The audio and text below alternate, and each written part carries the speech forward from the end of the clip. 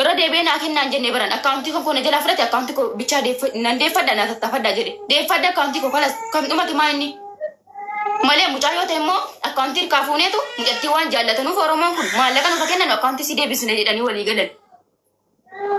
Oromoon maallaqa nuuf kennitu akkaawuntii si deebisne maafa maallaqa kennitu maa isin deeffadha nuufii kootiyyuu kalas dhumateera gaafa namni aaree mira keessa galu isii dubbii ijoo sana bichitii waraabbattanii ittiin hin fiiginaa nama hubadhaa malee. Diina yoo ta'e immoo ofirraan qoladhaa homaa rakkoon qabu. Akkaawuntii yoo ta'e immoo akkaawuntiin koo kana kunuunsa kana deeffadhee jira. Akkaawuntii lamaffaan kana yoo fudhattee fudhadhu nan galchu naan 200,000 birqii miti Oromoo goote ammas kana Oromoo 200,000 na galchite. Argitee nama diina qabattu hin duulin yoo siitee jajjabeessi malee. Umateera sababa kan koos nama ofiisaatti jireenya isaa jiraatu hin tuqinaa ofirraa gattaa. Ana maatii dhamma mana silaatti jechuudha. Maatii akkasitti nafaana cannaqamtee jechuudha. Lubbuu kan koo baasuudha gaafa sana mana bantee rabbii wajjin nafaana cannaqamteetti na aarsitan jechuudha lamma. Na jala dubbattu muutiin irratti qabdu na hubattan maalis ni godha reeyyan. Akkaawuntii qo'atamnaan malee maallaqa jammanamna akkaawuntii fudhannaan maallaqa keelleen fudhata rakkoo miti kun. Qoftu yaa baga gammadde muhom baga sii deebi'e. Amiin. Miira keessaa bahe ishee amma immoo wiisi bakka jechuun akkaawuntiin keessi deebuun waan guddaadha namni sa'aatii kana jira miti irree. Anyways miti bara akka waan isatu sii banetti bara Oromoon utuu naa bane maaf deeffaddaree utuu mucaan naa bane deeffachuu hin danda'u. Ilaa. Wanti gaamitii ginduu maallaqa immoo yoo ta'e isatu keessaa baase ekkisiin godhee edee galgala yeroo rafu levelii 16 jira har'a garuu yeroo nama 26 jira. Kanas maaliin godhan kan itti baafate sin beekon levelii 26 jira ekkisiin godhee maallaqa keessaa fudhate guyyaa borii immoo maallaqa itti baafte san wallaahi rabbi sin dhiisu maallaqa Itoophiyaa 500 ta'u 400 ta'u baafattee jirta waan kan nu kaaddu hin qabdu kanas dhumateera guyyaa borii sirkaa fudhadhu. Itu guyyaa borii guyyatti gaafa rabbiin jechuudha ashaadaa jechuufillee Allahu akbar jechuufillee ashaadaa arabni naan deebisin. Oromoo wanti dhibanillee dhibeera. Ganama yeroon koo levelii 26 jira. Namni akkaawuntii keessa galee jira. Ati gaafumayyuu yaani achi si baasan sana iddoo badoo sana si baasan lakkoofsa nama hedduu si ergaa ture nama hedduutti ergaa turte gaafa sana namni keessa galee moo itti inni dubbannaan keessa galee ilaaliyan. Gaafa galee keessa galee ilaalu viidiyoo qulfiirra kaayuu fixeera yeroon koo. Viidiyoon isaa qulfiirra viidiyoo ni gadhiisa. Kanas maallaqa sana immoo nyaatameera kanas maallaqa anatu nyaatameera. Akkoo miti rabbiin gaafa si mokkoru immoo ol si kaasuu fi warri kaan immoo dhiisa rabbummaa ilaati. Guyyaa sana ani kan na dhibu sakkan jedhamarra. No isa miti ani jechuun ana hangaafinatti ta'e amma sila maallaqa akka keessaa qabdu beektaa ati akkamitti maallaqa kee aga yoona akkamitti keessaa hin baafne anamma dhaggeeffatti namatti maakii fi asiliifatti dabalee nani yoo takka taphadhuti gidduu kana sii baafna nan jedhan gaafa sana maakiin isaa wartee jirti bar wallahi isaa wartee jirti mee keessa nagashetti imteetti mana sitti isaa wartee jirti jechuudha maallaqan keessa eeggasii meeqan itti taphatu beekta kanaan masiiriyyuu qurxummii meeqan akan itti eeggasiiyyuu wallahi laazim isa isummaa miti bar nyaatameera akkaawuntii koo hojjetii deeffadheera utuu mucaa akkaawuntiin kasaa ta'e deeffachuu hin danda'u deeffadheera kanaan dura mucaan siin si jalaa baafatee turre qoe si jalaa baafatee miti kanaan dura kan dur geemii taphataa turte silaa namtichi sun si jalaa baafatee ture erga dhufte dura inni baafanne jedhi inni baafanne jedhi riisitii ergee keessa galeetti ergasii erge miti riisitii erga nuun tiktook irratti dubbatne tiktook irratti hate haasoftee innaan fidee riisitii sitti erge miti dura callisee jechuun baaseera akkas godheera akkana godheera siin hin jenne si galee so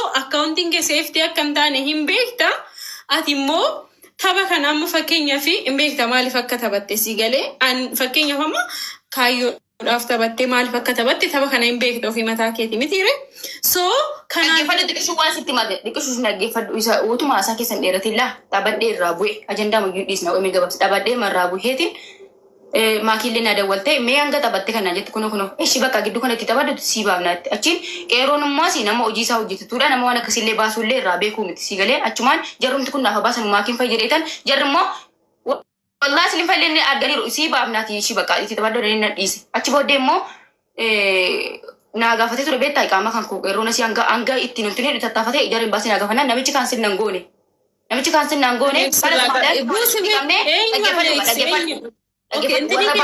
gastii kee buusi akkasitti malee hin ergamu biiftu gastii keessa kana yoo buuste malee namni biraa nama gashuu miti na dhaggeeffadha itti na dhiiftu yuusin na dhaggeeffadha achiin gastii rabuunee yeroo ka'u inni immoo maal godhe hanga intunii sana bira dhaabbateetu jara imbaasiin agaafate. Imbaasiin kun kommoo namichi kaansel singoone namichi kaansel singoone tana biyya galuu hin dandeessu waraqata hojjetachuu hin dandeessu. Si galee achumaan innis maallaqan kee walitti qabadhuuti yoo si mijeessinaa naan jedhe.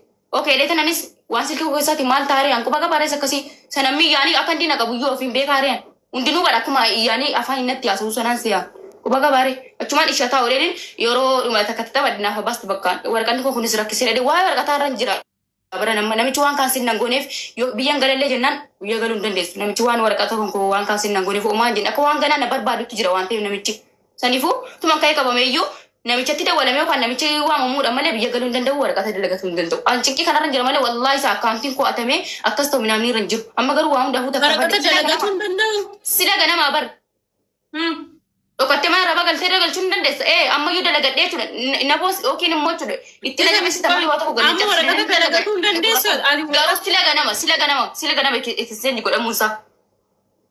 Leebilii 16 irra yeroo akkaantiitti kadhama maakii ture. Ammoo mareef godhe jechuudha mujichi sila ganama jira luki wantoonni isaallee sawwaree jira siifin dabalee sitti agarsiisee yoo barbaade. Kanaafuyyuu amma walumaa galatti dhumatee jira haasaallee miniqisseellee ijoo haasama jammaraa dhaggeeffadha. Ijoo inni namni aaree dubbatu sawwartanii ittiin fiigatinaati. Dhumatee jira akkaantii kos deeffadheen jira alhamdulillah maallaqa immoo ekkaseenji godheera ekkaseenji maal irratti gochuu isaa bartee hojjettan immoo kunoo levelii 16 kaayetiin nan ganama koo levelii 26 jira dhumatee jiraachuu maal gochuun qaba. Maallaqa meeqa keessaa qabde ture? Maaloo maallaqa meeqa keessaa qabde? Fakkeenyaaf 16 almost leenca lama osoo buusee leenca lama jechuun ilaa isa levelii kana qofa osoo hin ta'in birriin ilaa ansitti agarsiisu akkaawuntii kophaa isa agarsiisa akkaawuntii kiyyaa. Ani amma geeme taphadheen ture miti yeroo darbe an guyyaatti liimiitidii birrii 600 bichaan baasa. Ilaa qo'e si agarsiisa akkamitti akka laaltu sitti agarsiisa qo'e.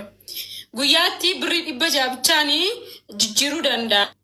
Amma sa'aatii kanatti guyyaa tokkotti doolaara 600 qofan jijjiiruu danda'a.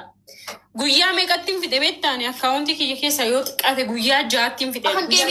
Eggasi guyyaa meeqa taphadhe gaafan geemi taphadhee gabbuu kunoo laa maalii koo kana ture asidaal maalii koo kana ture laa gaafan geema taphadhee irraa gadi buu maalii koo kana ture eggasi immoo guyyaa meeqa taphadhe eggasi qurxummii 3 naa bu'ee masii qurxummii 3 naa buuste kunoo suuf joondaalii fajji wal qaxxaanee jechuudha gaafa sana eggasi iyyuu meeqan taphadhe eggasi immoo meeqa gale laa gaafan irraa taphadhee buu kanan qaba gaafan irraa taphadhee gabbuu kun maal maalii ka Itoophiyaa kuma 300 ta'a eggasi immoo meeqan taphadhe qoo eggasi illee sawwareen ture na fakkaataa kun. Miti amma laa kottu akka eessatti ilaalta beektala?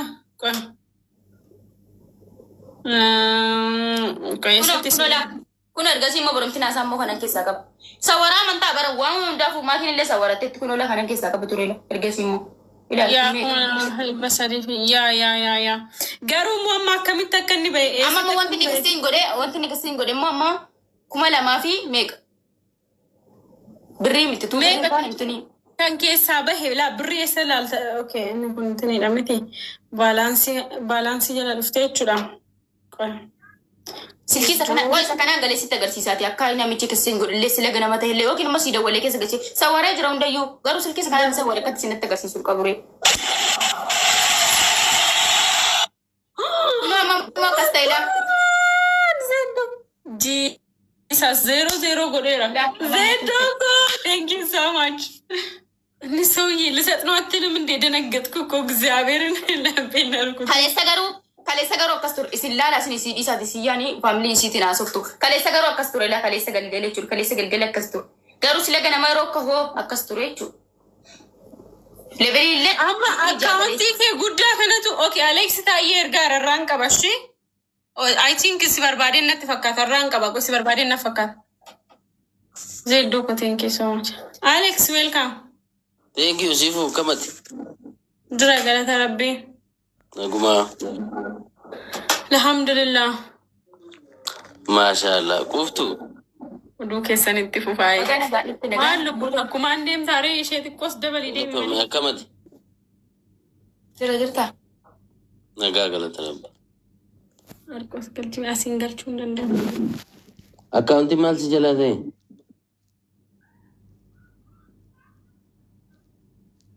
Akkaawuntiin hatamee ture deebifanneerra kanas waan ofii abbaan hin deeffata. Finfinnee dhuma deebifachuu dadhabne malee akkaawuntii minaafni himaan deebi'a. Ataa gulalees. Bilbilaa. Finfinnee dhuma deebifachuu dadhabne malee akkaawuntiin himaan deebi'a. Eessara. Marqos laayiviin jiru. Laayivii malee hin danda'amu gaas gastiin. Finfinnee dhuma deemsira. Amma kameree wanta haaraan maaltu jira? Galgala kana ajandaa godhanii haasaa turanii. Si jala taa'ee Oromoon guyyuma lamaa fi eeles bilaa irratti si akuufti rakkoo shiggirallu. akkam. Miira keessaa bahi kuuftu miira keessaa bahi. Oromoon guyyuma lamaa fi eeles Maallaqaa keessaa jalaa waafatanii Alex. Dhabuus kan koonna bee falas dhumateera. Yaaqubtu dhaggeeffadhu sitti hima. Dhiisi kana akkasin jedhamu qomee biiftu qoy. Tasgabbaay Alex wajjin haasaa arti tasgabbaay. Tokkoffaa Oromoon akkasin jedhamuuni Oromoonis makaleessa nama 30 laayivii irra taa'ee gaafa lubbuun kee rakkoo keessa jiru gaafati rakkoo keessa jirtu siyaa ture sanadha jarma sana. Warri si arrabsu jiraatullee akkasittiin jeneraalii fayyadamuu hin qabdu sirreeffadhu sagan. Okay, ati ijoollummaa qabda, ijoollummaa sitti jira. Wanti fedhallee yoo ta'e akkaawuntiin kees, tiktookiin kees, maallaqni tiktookii kee keessa jirus Oromoo siin caalu. Egaluudha. Saniifuu aliyyuu bara isiniif deebi'een jira maallaqa abadoo jargaruu maallaqi maa abada sobdeen goyoomsitan jedha rubar isaanii caalchifadhee maallaqa deeffadhe isinitti deebi'ee yaanii tiktooki deeffadhe isinitti deebi'ee maallaqi maa abadu jedhee Biiftuu waciin mucaan haasaa arti. Biiftuu isaa barree inni waa tokko nuuf himu. Maal taate? Inna maal reesiif hundee dubbachuu akka qabutan dubbadhe. Oi naasoftaa. Biiftuu koo lubbuu naasoftaa. Absir. Ilaali. Quuftu kana dura guyyaa tokkoon viidiyoo sirratti waraabee akka obboleessaatti. Bifa gorsaatiin sinqeenis nagabsi kabaja kennu.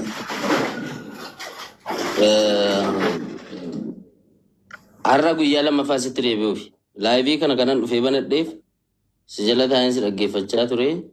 Kanan dhufee baneef geemii yeroo 15 ol sitti ergeera. Akkasumti sababni isaa koomentiin kee cufaadha.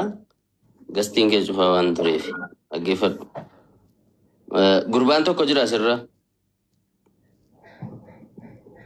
Yeroo mara ajandaa haaraa fidee karumattiin Oromoon jira miti nama wajjin jaallanne wayi nama akkasiitu jira. Amma ala ani gaa akkan of beekutti adii si dubbachuun barbaadan an keessaan si namadhu koomentiidhaan dhufee sin arrabsu sumatti nimu. Kanan asirratti sitti himuu barbaade immoo keessaan si gorsuu nan danda'an ture. Asirratti kanan sitti himuu barbaade sababa ajandaa godhatteef. Jalqaba irratti dogoggorri kee dadhabinni kee bakki inni itti jiru maybe gorsa namaa dhaga'uus dhiisuus dandeessa.